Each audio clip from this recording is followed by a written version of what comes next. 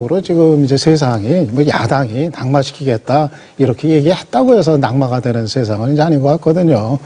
기본적으로 이제 그만한 좀 사유가 드러났을 때 그때 낙마가 되는 거지. 그게 뭐 야당이 무슨 그렇게 뭐 얘기한다고 그게 막 여론에 상관없이 그게 또 검증 내용에 상관없이 이게 되겠습니까? 지난번에 이제 이동욱 후보자가 이제 낙마했던 거 또는 이제 김영준 후보자 같은 경우 이제 언론 검증 단계에서 이동욱 이제 또 후보자가 사퇴했던 거 이런 것도 아직은 낙마가 안 그렇죠. 정확히 얘기하면 이제 그렇죠. 그런 것도 사실은 그만한 내용이 그 과정에서 이제 드러났기 때문에 그런 거지. 뭐 야당이 그렇게 뭐 김영준 후보자 같은 경우는 야당이 처음에 전혀 그런 기류가 아니었던 걸로 알고 있거든요. 비교적 좀 그래도 좀 인준 가능성에 좀 무게를 실었던 거예요. 이게 결국 이제 바뀌었던 건데.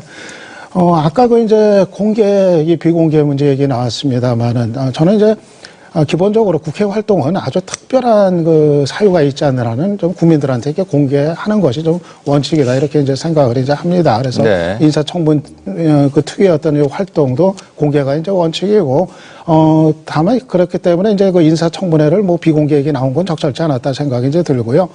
다만 아까 이제 우 의원께서도 얘기하신 것처럼 그 사전 검증의 이제 단계 그러니까 정부기관들이 이제 제도를 개선해 가지고 이걸 철저히 이제 할 때 있어서 그거는 당연히 뭐 비공개로 되겠죠. 그리고 비공개가 충분히 이제 가능한 거고. 그러니까 거기서 뭐 개인의 어떤 사생활과 관련된 무엇이 나오든 간에 그거는 비공개로 해가지고 거기서 뭐 이게 안 된다 판단을 내리든지 아니면 본인이 그냥 물러나든지 그 안에서 이제 그거는 이제 비공개로 이제 진행이 되면 되는 거고 그거는 결국은 그 사전 검증 단계에서의 그 정보가 유출이 되느냐 여부는 결국 그거에 참여했던 정부기관 그리고 당사자 그들의 이제 책임이거든요. 거기서만 뭐 비밀을 이제 지켜주면은 보안을 지켜주면은 뭐 그렇게 이제 유출이 안 되는 부분이니까 저는 그 문제는 좀 그렇게 분리가 좀 돼야 되지 않나 제가 말씀 좀 드리겠습니다. 사실 좀 전에 우리 홍 교수님 말씀하셨던 것처럼 국회의원들이 거기에 대해서 할 말이 없다 그러셨는데 사실 가슴이 좀 찔립니다. 실제로 그동안 뭐 지금 현재 여당이나 야당이나 다 서로 여야를 바꿔서 해왔는데 그동안 청문회 과정에서 실제로 어떤 당략적 목적을 가지고 청문회를 악용한 사례들이 분명히 있어 왔습니다. 전혀 없었다 그러면 저는 그건 거짓말이라고 생각합니다. 그런데 그런 점에 대해서 우리가 반성적 고려를 해야 된다 이런 생각하고요. 지난 13년의 이제 경험을 토대로 해서 조금 달라지는 모습으로 정말 국민적 시각에서 이 사람이 직무적 합성이 있느냐, 도덕성을 갖추었느냐라는 차원으로 하기 위한 노력을 해야 될 때가 되었다 말씀을 드리는 것이고요.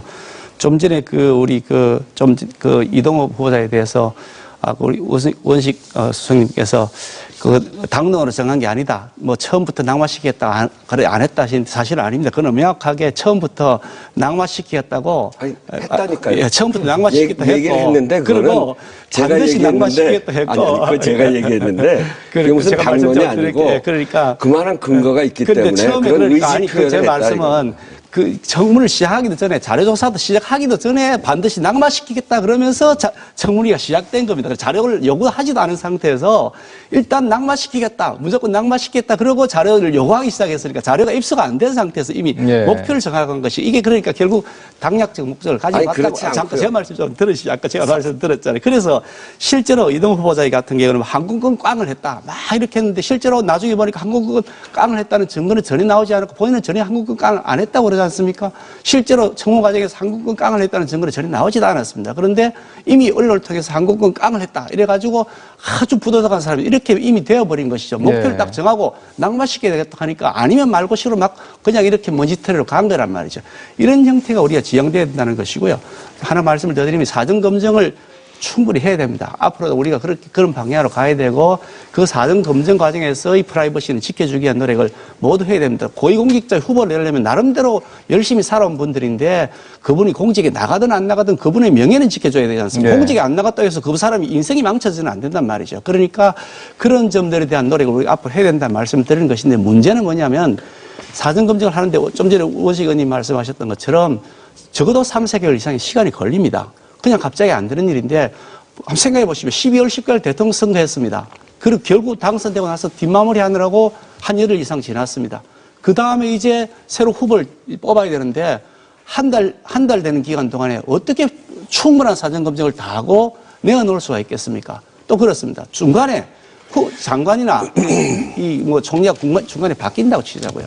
그럴 경우에 저 사람은 이제 대통령이 내보내야겠다 생각하고 3, 4개월 전부터 그 사람 내보낼 걸 전제로 해서 사람을 이제 고른다. 그러면 금방 소문이 날 것이